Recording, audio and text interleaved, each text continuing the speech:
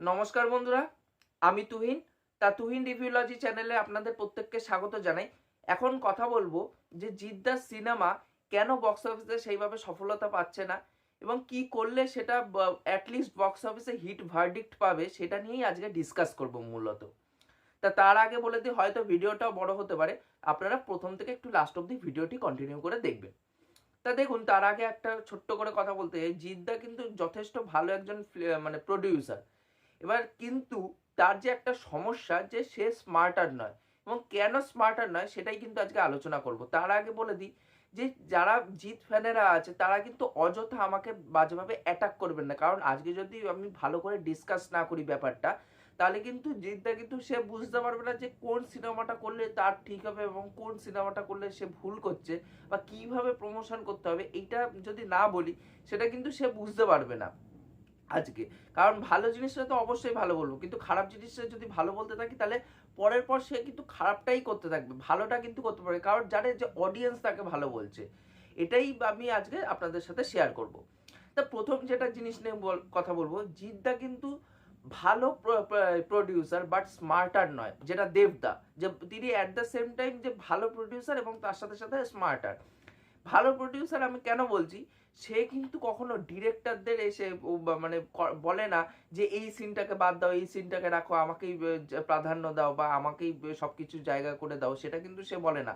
কারণ মানুষের মতন যদি সিনেমা দেখি, যেখানটায় জিদ্দাও ইম্পর্টেন্ট পেয়েছে পুরো সিনেমাটা জুড়ে, সেরকম কিন্তু জিতু কামালকেও ইম্পর্টেন্ট দেওয়া হয়েছে পুরো সিনেমাটায়।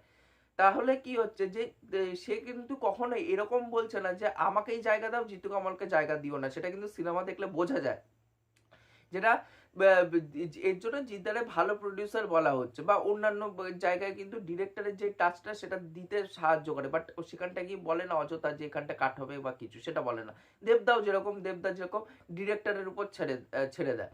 এবার হ্যাঁ, যারা এরা বড় স্টার, এবার একটু ইম্প্রোভাইজেশনটা তো এরা করে, বাট জিদ্দা কিন্তু স্মার্টার প্রডিউসার নয়, যেটা দেবদা। তার একটাই কারণ, কালকে রাত্রিবেলায় দেবদা নিজের ইনস্টাগ্রাম হ্যান্ডেল থেকে জানিয়েছে যে ফার্স্ট শিডিউল শেষ হলো এই সিনেমাটা, টেক্কা সিনেমাটার।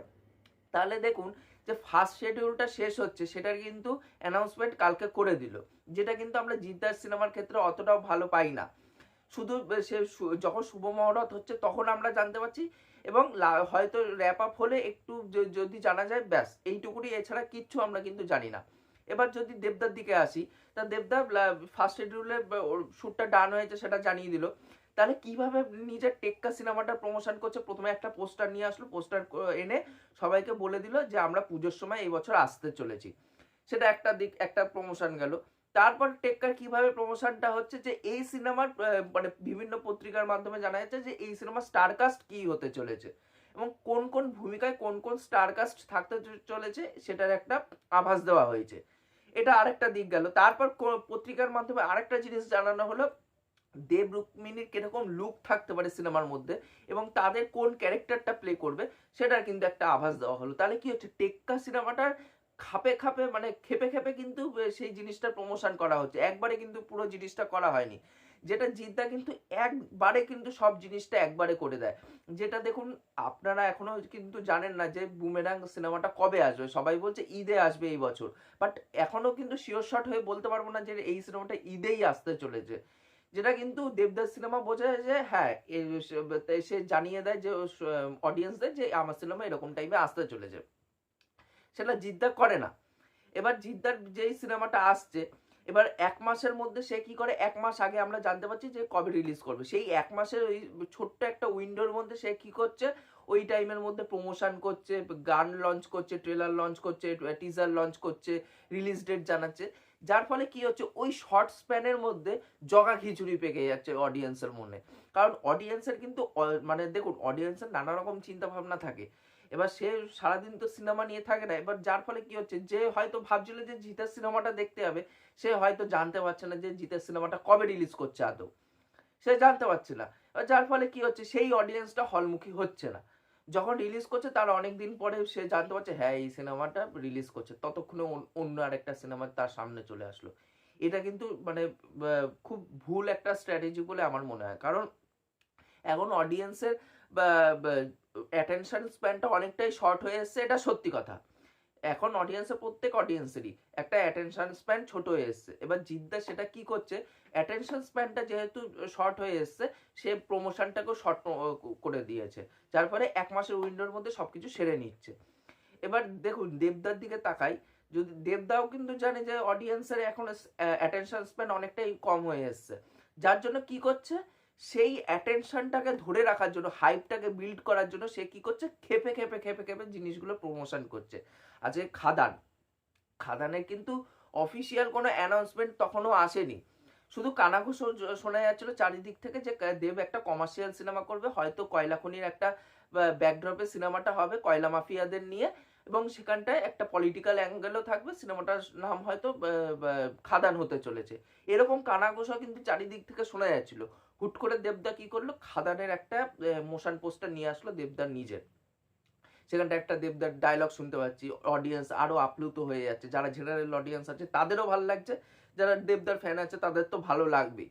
এবার যার ফলে কি হচ্ছে, যে খাদান নিয়ে একটা অ্যান্টিসিপেশন বাড়ছে।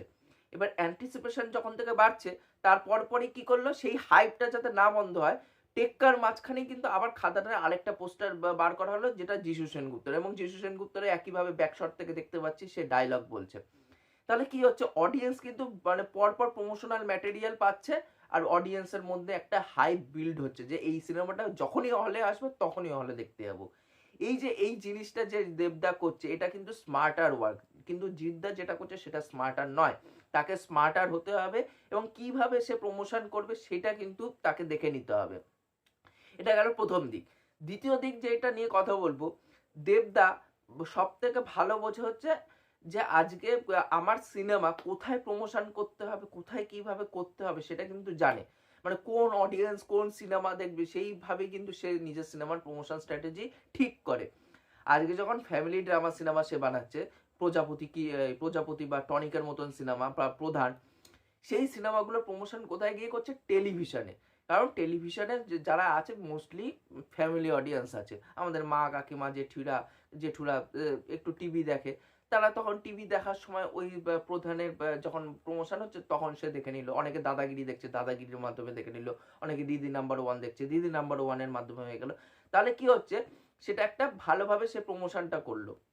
যখন ইউথ সেন্ট্রিক সিনেমা সে বানাচ্ছে, সিনেমার কি করছে, সে আলাদা করে এক একটা জায়গায় প্রমোশন করছে, সোশ্যাল মিডিয়া জুড়ে, রাস্তায় পয়সা বের করে, বা কোনো মল ফলে গিয়ে, আর যেহেতু আরবান সেন্ট্রিক সিনেমা কি করছে, শহরের দিকে কোনো একটা শপিং মল বেছে নিচ্ছে, সেই মলে গিয়ে সে প্রমোশন করছে, যেমন সাউথ সিটি আছে, অ্যাক্রোপলিস আছে, এরকম নানা রকম জায়গায় সে সিনেমার প্রমোশন করছে, যেহেতু এটা ইউথ সেন্ট্রিক সিনেমা এবং আরবান অডিয়েন্স সেটার অডিয়েন্স আছে, তখন সে সেইভাবে প্রমোশন করছে।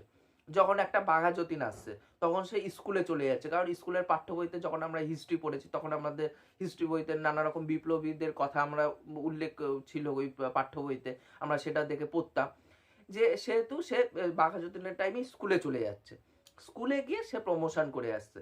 কিন্তু জিদ্দা কিন্তু সেইভাবে প্রমোশন কিন্তু করছে না।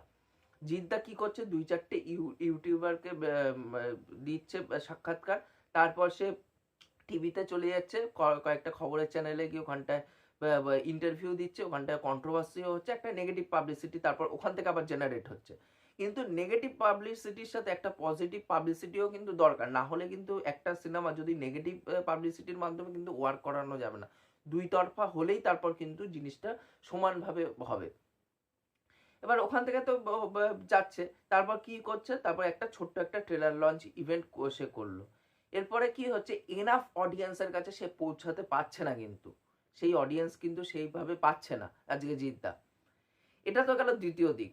এবার তৃতীয় দিক আমি যেটা নিয়ে কথা বলবো, দেবদার আরেকটা আমার জিনিস ভালো লেগেছে, কারণ আজকে মোস্টলি দেবদার সাথে জিদ্দার কম্পেয়ার করছি, ভাববেন না আবার এটা যে দেবদা মহান বা জিদ্দা তার থেকে খাটো, এটা কখনোই না, দুজনেই কিন্তু ভালো, দুজনেই মহান আমার কাছে। আমি জাস্ট বলছি, দেখুন এইভাবে না বললে কিন্তু জিনিসগুলো বলা যাবে না। আজকে যখন দেবদার মানে স্কুলে যাচ্ছে বাঘা যতীনের প্রমোশন করতে, বা অন্যান্য ক্যাজুয়াল টাইমে, সে কি করছে, একটা সিনেমার প্রমোশন করতে গিয়ে আরেকটা সিনেমার নাম ওখানটায় জুড়ে দিল। কি করলো, যে যখন স্কুলের প্রমোশন করতে যাচ্ছে, যে স্কুলে প্রমোশন করাটাই হচ্ছে প্রধান উদ্দেশ্য। এই যে এই প্রধান কথাটা যোগ করে দিল, তাহলে কি হচ্ছে, এই প্রধানটা যখনই যোগ হয়ে যাচ্ছে, মানুষ তখন ভাববে যে এই প্রধানটা অ্যাকচুয়ালি কি। তো দেখি তো একটুখানি খুঁজে প্রধানটা কি। এই প্রধানটা যখন, তখন থেকে কিন্তু ওয়ার্ড অফ মাউথ তৈরি হলো। এই যখন বাঘাযতীন বেরালো, তারপরে সিনেমায় প্রধান এনেছে দেব, তাহলে একটা সিনেমার মাধ্যমে আরেকটা প্রধান আরেকটা সিনেমার প্রমোশন করে দিল, যেটা জিদ্দা কিন্তু সেইভাবে স্মার্টার ভাবে খেলে না। আর দেবদা কিন্তু সব থেকে ভালো জিনিস করে, দেবদা কিন্তু নানা রকম ভাবে কিন্তু বড় বড় ভাবে এক একটা মানে ইভেন্ট সে তৈরি করে। কখনো পোস্টার লঞ্চ ইভেন্ট করছে, কখনো আবার সে ট্রেলার লঞ্চ ইভেন্ট করছে, কখনো প্রি টিজার ইভেন্ট করছে। এরকম নানা রকম ইভেন্ট কিন্তু সে অনবরত করতে থাকছে। তার মধ্যে কি হচ্ছে, দুই একটা হল সে নিজেও ভিজিট করে আসছে। এবার জিদ্দা একটা ছোট্ট ট্রেলার লঞ্চ ইভেন্ট করে দিল, তারপর কিন্তু সেইভাবে কিচ্ছু পাচ্ছি না, গান মান তারপর আসছে 1 মাসের মধ্যে রিলিজ করে দিচ্ছে। এই জিনিসটা যখনই হচ্ছে, সেটা কিন্তু এনাফ নয় আজকের দিনে দাঁড়িয়ে। এটা গেল আমার তৃতীয় নম্বর পয়েন্ট। চতুর্থ যে পয়েন্টটাকে নিয়ে কথা বলবো, সেই পয়েন্টটা হচ্ছে যে আজকে দেখুন, আজকে জিদ্দা তো সেইভাবে নিজের সিনেমার প্রমোশন করছে না। অনেকে হয় যে যে প্রমোশন সেইভাবে করছি না, মিডিয়া ইন্টারাকশন কম করব, তাহলে আমার যে স্টার সুলভ একটা ব্যাপার থাকে সেটা ধরে রাখতে পারবো, যেটা আমরা সাউথের দিকে দেখি। থালাপাতি বিজয় হচ্ছে সব থেকে বড় এক্সাম্পল। আজকে থালাপাতি বিজয়ের সাথে আমি এখানটা কম্পেয়ার করছি, এবং থালা আজিতের সাথেও কম্পেয়ার করব একটা দিক দিয়ে, যে জিদ্দার সাথে থালা আজিদের কোন দিক দিয়ে কম্পেয়ার, মানে একই সিমিলারিটিস আছে। আর যদি থালাপাতি বিজয়ের প্রথমে দেখি, থালাপাতি বিজয় কিন্তু সে কিন্তু সেইভাবে মিডিয়া ইন্টারাক্ট করে না নিজের দিকে, মানে ওনার দিক দিয়ে তাকাতে গেলে। কি সে কি করে, তার কিন্তু ইনস্টাগ্রাম অ্যাকাউন্ট আছে, আগের বছরই সে খুললো, কিন্তু সেখানটায় কিন্তু নিজের কোনো ছবি, পার্সোনাল কোনো ছবি কিন্তু সে শেয়ার করে না। সে কি শেয়ার করছে, সিনেমা রিলেটেড ব্যাপার বা অন্য কিছু সে শেয়ার করছে। ওখানটা কি হচ্ছে, আমরা কি দেখছি, কখন কোন সিনেমাটা আসছে, কি বৃত্তান্ত, এটা কিন্তু নিজের সোশ্যাল মিডিয়া হ্যান্ডেলে ছাড়ছে। এটা একটা দিক গেল। আরেকটা ভাবে থালাপতি বিজয় উঠছে কিভাবে, যখন এই ওদের মিউজিক লঞ্চ ইভেন্ট হচ্ছে, বড় করে একটা মিউজিক লঞ্চ ইভেন্টে গেল, ওই একটা দিন একটা প্রমোশন করলো, সেখানটায় তাকে একটা অ্যাপিয়ারেন্স দেখা গেল তার। তারপর কি হচ্ছে, অনবরত তার সম্বন্ধে বিভিন্ন আপডেট কিন্তু এক একজনের মাধ্যমে শোনা যাচ্ছে, বিভিন্ন সোর্সের মাধ্যমে খবর আসে, থালাপাতি ভিজায় এই কারণের জন্য আজকে ডিএজিং এর জন্য সে গেল বিদেশে, একটা ছোট বয়সের লুক থাকবে, সেটার একটা আপডেট হলো। থালাপতি বিজয় নেক্সট কোন সিনেমা হবে, তার থালাপতি বিজয় কোন প্রডিউসার কোন ডিরেক্টরের সাথে কথা বলবে, কি হবে কি বৃত্তান্ত, এরকম নানা রকম আপডেট থাকতে চলেছে। সে কিন্তু সেইভাবে নিজের মানে ছবি তুলে কিন্তু সোশ্যাল মিডিয়াকে নিজেকে ধরে রাখতে হচ্ছে না, বিভিন্ন আপডেটের মাধ্যমে কিন্তু সে নিজেকে সোশ্যাল মিডিয়ার মধ্যে নিজেকে জ্যান্ত রাখছে। এইটা হচ্ছে সব থেকে বড় এক্সাম্পল, যার জন্য থালাপাতি বিজয়ের সিনেমা কিন্তু সেইভাবে ওয়ার্ক করছে। আজকে অ্যাট দ্য সেম টাইম কিন্তু তামিলনাড়ুর বুকে থালা আজিতও কিন্তু সব থেকে বড় নাম, কিন্তু থালা আজিতের সিনেমা সেইভাবে কিন্তু বক্স অফিসে এখন ওয়ার্ক করছে না। তার একটাই কারণ, থালা আজিত কিন্তু যদিও বা থালাপাতি ভিজা সে যাচ্ছে একটা মিউজিক লঞ্চ ইভেন্টে, কিন্তু থালা আজিত সেটাও যায় না। থালা আজিত যায়, শুটিং করে, সিনেমা র্যাপ আপ হয়, বাড়ি চলে আসে, ব্যাস। তারপর থালা আজিতরা আর কোথাও দেখা যায় না, কোথাও না। এবার যার ফলে কি হচ্ছে, লোকের মধ্যে সেই ফেস ভ্যালুটা মানে মানুষ ভুলতে থাকছে, অন্যভাবে অন্য কিছু নিয়ে মানুষ ডিসকাস করছে, যার ফলে কি হচ্ছে, মানুষ সেই ফেসটা পাচ্ছে না বা সেই ফেস রিলেটেড কিছু আপডেট পাচ্ছে না, তখন কিন্তু সেই মানুষটা সোশ্যাল মিডিয়া থেকে মৃত ঘোষিত হয়ে যায়। যখনই এই মৃত ঘোষিত হয়ে যাচ্ছে সোশ্যাল মিডিয়ার জগৎ থেকে, তখনই কিন্তু মানুষ কিন্তু ওনাকে নিয়ে অতটাও বদার্ড ফিল করবে না। যারা ফ্যানরা আছে তারা তো বদার্ড হবেই, কিন্তু জেনারেল অডিয়েন্স যারা আছে তারা বদার্ড ফিল করবে না। এটা হচ্ছে থালা হাজিতে সব থেকে বড় ভুল। এটাই কিন্তু জিদ্দারও ক্ষেত্রে হয়, জিদ্দার ছবি ছাড়ে সব কিছু হয়, কিন্তু তার সিনেমা রিলেটেড আপডেট খুবই কম পায়। আজকে বুমেরাং সিনেমাটা যে মুক্তি পেতে চলেছে সামনেই, তাই এই বুমেরাং সিনেমাটা কবে রিলিজ করবে সবাই বলছে ঈদে, কিন্তু কবে রিলিজ করবে সেটাও কিন্তু এক্স্যাক্ট কেউ বলতে পারবে না, যে 100% আমি বলে দিচ্ছি যে এই সিনেমাটা আজকেই রিলিজ করবে, কিন্তু বলা যেতে পারে না, কারণ জিদ্দার সেইভাবে জানায় না। আজকে জিদ্দার বুমেরাং সিনেমাটা সেই 2022 সালে, সম্ভবত 2022 সালে নিজের জন্মদিনের দিন দুটো সিনেমার আপডেট দিয়েছিল, একটা হচ্ছে মানুষ আর একটা হচ্ছে এই বুমেরাং সিনেমাটা। তা মানুষ তো বেরিয়ে গেছে আগের বছর, বুমেরাং সিনেমাটা ওই যে আপডেট দিল, তারপরে শুভ মহরত যবে হলো সিনেমাটা শুট স্টার্ট হলো, সেটার একটা আপডেট পেলাম। তারপর কিন্তু কোনো আপডেট সেইভাবে পেলাম না। মাঝখানে খবরের কাগজের মাধ্যমে একটা যে সুপার বাইক এই সিনেমার মধ্যে থাকবে, সেইটা একটা সুপার বাইকে জানান দিল, এবং এর মধ্যে একটা রোবোটিক আর্মস ইউজ করা হয়েছে পুরো সিনেমাটার মধ্যে। তাই রোবোটিক আর্মসের সেই ব্যবহারটা জানতে পারলাম। বাট ওভারঅলে কিন্তু আমরা জানতেই পারলাম না কবে শুটিং র্যাপ আপ হচ্ছে বা কবে কি হচ্ছে, সেটা কিন্তু অফিসিয়ালি ভাবে জিদ্দা নিজের সোশ্যাল মিডিয়া হ্যান্ডেল থেকে জানান দিচ্ছে না নিজেদের অডিয়েন্সকে, বা জেনারেল অডিয়েন্সও সেইভাবে জানতে পারছে না। যার ফলে কি হচ্ছে, জেনারেল অডিয়েন্স যারা আছে তারা বদার্ড হচ্ছে না সেই সিনেমাটাকে নিয়ে। যার ফলে কি হচ্ছে, তারা ভাবছে অন্য সিনেমা দেখে নেবো এর পরিবর্তে, কারণ তারা জানতেই পারছে না। কারণ দেখুন, ফ্যামিলি অডিয়েন্সও কিন্তু এর মধ্যে থাকে। এবার ফ্যামিলি অডিয়েন্স অত তো আমাদের মতো সোশ্যাল মিডিয়াতে সারাক্ষণ অ্যাক্টিভ নয়, তারা কাজের ফাঁকে মাঝখানে একটু আধটু সোশ্যাল মিডিয়া খুললো, দেখলো, চেক করলো, বন্ধ করে রেখে দিল। এটা কিন্তু ফ্যামিলি অডিয়েন্সের জন্য সারাদিন জানাতে হবে যে কি হচ্ছে কি হচ্ছে না কি হচ্ছে, খেপে খেপে খেপে খেপে সেই জিনিসটা জানাতে হবে। এটা জিদ্দা করছে না, যার জন্য মানে জেনারেল যারা অডিয়েন্স আছে তারা কিন্তু সিনেমাটার ব্যাপারে জানতে পারছে না। আমরা যারা আছি আমরা জানতে পারছি, যেহেতু আমরা জিৎ ফ্যান আছি, জানতে পারছি। বাট ওভারঅলে কিন্তু অনেকেই জানতে পারে না। আবার অনেক সময় হয় হজবরলা হয়ে যাচ্ছে, কবে আসছে কবে যাচ্ছে সেটা বুঝতেই পারে না, এরকম একটা শর্ট উইন্ডো প্রমোশনের জন্য। তো এটা আরেকটা দিক গেল। আরেকটা আমি যেই দিকটা নিয়ে কথা বলবো সেটা হচ্ছে, জিদ্দার কিন্তু মাল্টিপ্লেক্স সিনেমাও কিন্তু করতে হবে। সে যদি বছরে ঠিক করে আমি দুখানা সিনেমা বানাবো, তাহলে দুখানা সিনেমা দুই রকম হতে হবে। একটা মাল্টিপ্লেক্স কেন্দ্রিক হতে হবে, আর একটা গ্রাম মফস্বল কেন্দ্রিক সিনেমা হতে হবে।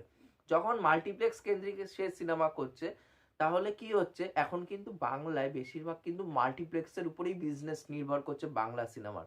কারণ এটা সাউথ ইন্ডিয়ান নয় যে সাউথ ইন্ডিয়ানে একটা সিঙ্গেল স্ক্রিনের থেকে মাল্টিপ্লেক্সের থেকে সিঙ্গেল স্ক্রিনের রেভিনিউ বেশি জেনারেট করবে। কারণ আমি নিজে তামিলনাড়ুতে থেকেছিলাম, আমি দেখেছিলাম যে জায়গায় জায়গায় এক একটা সিঙ্গেল স্ক্রিন বসানো আছে ওখানটায়। এবার এখানটায় তো সেটা নেই, এখানে মাল্টিপ্লেক্স সব হয়ে গেছে, সিঙ্গেল স্ক্রিন সীমিত হয়ে এসছে। এবার যার ফলে কি হচ্ছে, মাল্টিপ্লেক্সের অডিয়েন্সরা তারা ভাবছে যে এরকম মাস কমার্শিয়াল সিনেমা না দেখতে গিয়ে একটা অন্য কোনো ড্রামা বেস কাজ আমরা হলে গিয়ে দেখবো। এবং এখন বাঙালি যারা অডিয়েন্স আছে তারা ফ্যামিলি ড্রামা দেখতে পছন্দ করে। এবার যার ফলে কি হচ্ছে, জিদ্দাকে কিন্তু সেই ফ্যামিলি অডিয়েন্সকে কিন্তু নিজে মানে গ্র্যাব করতে হবে নিজেকে। যদি সে ওই ফ্যামিলি অডিয়েন্সকে না গ্র্যাব করতে পারে, কিন্তু সিঙ্গেল স্ক্রিন থেকে সেই রেভিনিউটা আলটিমেটলি সে জেনারেট করতে পারবে না। এটা কিন্তু সব থেকে বড় একটা চ্যালেঞ্জিং এর বিষয় হয়ে যাবে তার পক্ষে। কারণ সে যখন অসুর করছে, অসুর সিনেমাটা কিন্তু দেখুন, সিনেমাটা অতটা ভালোভাবে না চললেও, এটা আরবান কেন্দ্রিক সিনেমা হলেও সিনেমাটার মধ্যে একটা বাঙালি আনা ছিল প্রথম কথা। এবং দ্বিতীয় কথা হচ্ছে যে সিনেমাটার মধ্যে কিন্তু মানে যারা ফ্যামিলি অডিয়েন্স আছে বা শহর কেন্দ্রিক যারা অডিয়েন্স আছে, যারা মাল্টিপ্লেক্স ছাড়া সিনেমা দেখে না, তারা কি করছে, দুই চারজন হলেও কিন্তু সিনেমাটা হলে গিয়ে দেখেছে, একটা মাল্টিপ্লেক্স কেন্দ্রিক অডিয়েন্সের কাছে একটা অ্যাকসেপ্টেন্স পেয়েছিল। তারপরে কি করছে, সে রাবণ বানাচ্ছে, চেঙ্গিস বানাচ্ছে, এই টাইপের সিনেমা বানাচ্ছে। যার ফলে কি হচ্ছে, ওই অডিয়েন্সটা আবার ভাবলো যে যে দেখতে গেছি তারপরে এরকম সিনেমা, এই সিনেমাটা কেন যাব দেখতে, এর পরিবর্তে অন্য কোনো ফ্যামিলি ড্রামা দেখে নেবো। তখন কি হচ্ছে, ওই সিনেমাগুলো তখন গ্রাম মফস্বল এইসব জায়গার লোকরা দেখছে, কিন্তু সেইভাবে হিট ট্যাগটা পাচ্ছে না, কারণ সেইভাবে রেভিনিউ সিঙ্গেল স্ক্রিন থেকে জেনারেট হয়ে আলটিমেটলি আসছে না। এই জিনিসগুলো কিন্তু মানে জিদ্দারে ভাবতে হবে যে আমার ফ্যামিলি অডিয়েন্সও চাই, আমার গ্রাম মফস্বল যেটা আমার আগের থেকে ছিল সেই অডিয়েন্সকেও চাই। দুইজন অডিয়েন্সকে একত্রে করতে হবে, তাহলেই কিন্তু আজকে সিনেমা তার ব্যবসা সফল হবে। আজকে যদি দেবের খাদানের দিকে তাকাই, দেবের খাদান কিন্তু দেখুন, দেবের খাদান সিনেমাটা মাল্টিপ্লেক্সে চলবে, চলবে না আমি বলতে পারবো না, চলবে। বাট ধরুন দেবের যে সিনেমাগুলো সে করছে, সে এতকাল ধরে ফ্যামিলি ড্রামা বা অন্য কিছু সিনেমা ড্রামা বেসড কাজ যে করে এসছে, সেগুলোর জন্য কিন্তু তার একটা মাল্টিপ্লেক্সের অডিয়েন্স তৈরি হয়ে গেছে দেবের। এবার সেই মাল্টিপ্লেক্স অডিয়েন্স তৈরি হয়ে যাওয়ার দরুন, খাদান সিনেমাটা ধরুন মাল্টিপ্লেক্সে তার সিনেমা 20 জন দেখতে যায়, যে শিওর শটে এই 20 জন একটা সিনেমা সে দেখতে যায় দেবের মাল্টিপ্লেক্স কেন্দ্রিক সিনেমা। এই 20 জনের মধ্যে খাদান কিন্তু সেহেতু খাদান যেহেতু কমার্শিয়াল সিনেমা, ওখানটায় একটা গ্রাম মফস্বলের লোকেদের দিকে অ্যাপ্রোচ করার একটা ব্যাপার আছে। যার ফলে কি হচ্ছে, যখন এই সিনেমাটা মাল্টিপ্লেক্সে আসছে তখন যারা মাল্টিপ্লেক্স অডিয়েন্স আছে তারা ভাববে যে না, গিয়ে একবার দেখি সিনেমাটা কেমন কি হয়েছে, ভালো হয়েছে না খারাপ হয়েছে সেটা পরের ব্যাপার, আগে গিয়ে দেখি। ওখানটায় যারা মাল্টিপ্লেক্স কেন্দ্রিক সিনেমাতে 20 জন যেত, অন্তত 6-7 জন হলেও কিন্তু এই সিনেমাটা হলে গিয়ে মানুষে দেখবে, খাদান সিনেমাটা। তাহলে কি হচ্ছে, সে সিঙ্গেল স্ক্রিনেরও অডিয়েন্স পাচ্ছে, মাল্টিপ্লেক্সেরও অডিয়েন্স পাচ্ছে, দুই দিক দিয়ে দুটো অডিয়েন্স কিন্তু সে পেয়ে যাচ্ছে, যেটা জিদ্দার সিনেমাতে হচ্ছে না। তাকে দুটো অডিয়েন্সকেই কিন্তু একত্রে আনতে হবে, না আনলে কিন্তু তার সিনেমা ব্যবসা সফল করা সম্ভব হবে না। আর সব থেকে বড় জিনিস যে জিদ্দার সিনেমাতে কিন্তু বাঙালিয়ানা সব থেকে বড় অভাব। দেখুন এখানটা কিন্তু জিদ্দার কোনো দোষ নয়। আজকে আমাদের ইন্ডাস্ট্রি, বেঙ্গলি ইন্ডাস্ট্রি যেইভাবে তৈরি হয়েছে কমার্শিয়াল সিনেমা, বেশিরভাগ সিনেমা সাউথের থেকে রিমেক করা হতো, এবং সাউথের কোন ইন্ডাস্ট্রি থেকে রিমেক করা হতো, বেশিরভাগ তেলেগু সিনেমার থেকে রিমেক করা হতো। আজকে দেব, জিৎ, অঙ্কুশ যারাই উঠেছে না কেন, তারা কিন্তু সাউথের রিমেক থেকেই কিন্তু আজকে বড় স্টার হয়েছে। আজকে যখন এই তেলেগু সিনেমা রিমেক করতে থাকছে প্রত্যেকটা স্টার বাংলাতে দাঁড়িয়ে, এবার যার ফলে কি হচ্ছে, সেইভাবে ইনফ্রাস্ট্রাকচার, যে একটা অ্যাকশন সিনেমার ইনফ্রাস্ট্রাকচার যেটা তৈরি হওয়া দরকার, সেটা কিন্তু তৈরি হচ্ছে না বাংলাতে, যেটা সাউথের নিজস্ব একটা ইনফ্রাস্ট্রাকচার আছে। এবার যেহেতু সাউথের থেকে ফ্রেম টু ফ্রেম রিমেক করা হতো, এবার অ্যাকশনগুলো সাউথের মতন রয়ে গেছে, যার ফলে কি হচ্ছে, সেখানে বাঙালিয়ানার অভাব হয়ে যাচ্ছে। তাহলে বাঙালিয়ানা ঢোকাতে গেলে কি হবে, ধরুন আমি খাদানটাই দেখছি, খাদানটা কিন্তু একটা ইন্টেরিয়ারের গল্প বলছে। সবসময় যে কলকাতা, মানে একটা কমার্শিয়াল সিনেমা বানাতে গেলে যে কলকাতা নির্ভর বলতে হবে এমন কোনো বাধ্যবাধকতা নেই। সবসময় একটুখানি গ্রাম মফস্বলের দিকেও কিন্তু তাদেরকে ঢুকে ওখানটায় শ্যুট করে ওখানকার গল্প আপনাদেরকে বলতে হবে, মানে অডিয়েন্সকে বলতে হবে। তাহলেই কিন্তু অডিয়েন্স বুঝতে পারবে হ্যাঁ এটা বাংলারই গল্প বলছে। আজকে দেবের খাদানের দিকে তাকাই, দেবের খাদানটা কিন্তু একটা ইন্টেরিয়ারের ভাষা, সে যে অ্যাকসেন্টে কথা বলছে যিশু এবং দেব, একটা ইন্টেরিয়ার, একটা গ্রামের দিকে একটা ভাষা তারা বলছে, লোকাল ভাষা। এবার যার ফলে কি হচ্ছে, একটা বাঙালিয়ানা ওখানটা একটা অ্যাড হচ্ছে। তার সাথে সাথে কি হচ্ছে, যে যখন যিশুকে দেখানো হচ্ছে, যিশু যখন আসছে সে জয় রাধে রাধে বলছে, এবং তার মুখে মানে তার বসনে আমরা কি দেখতে পাচ্ছি, ধুতি পাঞ্জাবি। তাই এখানেই বাঙালিয়ানা ঢুকে যাচ্ছে, তার মধ্যে তার গলায় একটা ঢোল ঝোলানো আছে, এখানেই কিন্তু বাঙালিয়ানা ঢুকে যাচ্ছে। এবার দেখুন, অ্যাকশন রাতারাতি চেঞ্জ করে দিতে পারবে না, যে যে আমরা যা করব বাংলার মতনই করব, হবে না সেটা। কিন্তু সেট কি করছে, একটা অ্যাপ্রোচ, যে অ্যাকশনটা যদি তেলেগু, কারণ এখনো সিনেমাটা দেখিনি, এটা আমি বলছি, অ্যাকশনটা যদি তেলেগু স্টাইলে থাকে, কিন্তু অন্যান্য দিক দিয়ে কিন্তু আমি বাঙালিয়ানার টাচটা থাকছে, যার জন্য খাদান কিন্তু অনেকটা বেশি কানেক্টেড করছে বাঙালি অডিয়েন্সদের। এবার যেটা জিদ্দার সিনেমা হচ্ছে কি, জিদ্দার সিনেমা সেই কানেকশনটা ফিল করাতে পারছে না, সেই বাঙালি আনার অভাবটা হচ্ছে, যার ফলেও কিন্তু এটাও একটা ব্যাকক্লাশ পাচ্ছে বক্স অফিস থেকে, এবং অডিয়েন্সের কাছ থেকেও কিন্তু মাঝে সাঝে ব্যাকক্লাশ পাচ্ছে। তাহলে কি হবে, তাকে একটু ইন্টেরিয়ারের দিকে ঢুকতে হবে, সেই দিকের ভাষা বলতে হবে, একটু বাঙালিয়ানা টাচ রাখতে হবে, তাহলেই কিন্তু তার সিনেমা ওয়ার্ক করার একটা চান্স আছে বক্স অফিসে। তাই এটাই হচ্ছে আমার টোটাল অ্যানালাইসিস, যে জিদ্দার সিনেমা কেন বক্স অফিসে ওয়ার্ক করছে না, এবং কি করলে তার সিনেমা বক্স অফিসে ওয়ার্ক করবে, এটা নিয়ে আমার টোটাল অ্যানালাইসিস। আপনাদের এই ভিডিওটি কেমন কি লেগেছে অবশ্যই সেটা নিচে কমেন্ট করে জানাবেন। আর এই ভিডিওটি ভালো লাগলে অবশ্যই লাইক, শেয়ার, সাবস্ক্রাইব করবেন, আর বেল আইকনটা টিপে অল করে দেবেন, তাহলে সব নোটিফিকেশন আপনারা পেয়ে যাবেন। আর এই ভিডিওটি অনেকটাই জানি অনেকটাই বড় হয়ে গেছে, সবাইকে রিকোয়েস্ট রইল প্রথম থেকে লাস্ট অবধি প্লিজ একটু দেখে যাবেন। এখনকার মতন টাটা, বাই বাই।